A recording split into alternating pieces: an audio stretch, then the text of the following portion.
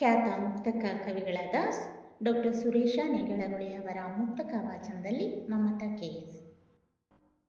ಇಲ್ಲದೆಯೇ ಒತ್ತಡವು ಎಲ್ಲಿಹುದು ಜುಗವು, ಇಲ್ಲದೆಯೇ ನಷ್ಟಗಳು ವ್ಯವಹಾರವು, ಇಲ್ಲದೆಯೇ ನಷ್ಟಗಳು ವ್ಯವಹಾರವು, ಇಲ್ಲದೆ ಕಷ್ಟಗಳು ಸಲ್ಲುವುದೇ ವ್ಯವಸಾಯ, ಎಲ್ಲ ಜಯಿಸಲು ಬಾಳು ಧೀರತಮ್ಮ, ಎಲ್ಲ ಜಯಿಸಲು ಬಾಳು ಧೀರತಮ್ಮ.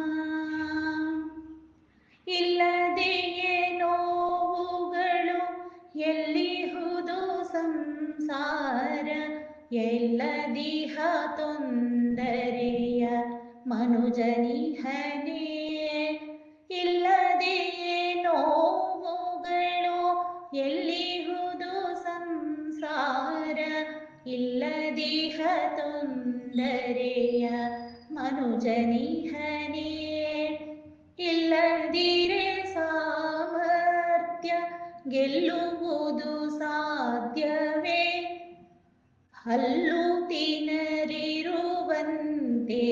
ಧೀರತಮ್ಮ, ಹಲ್ಲು ತಿನ್ನಲಿರುವಂತೆ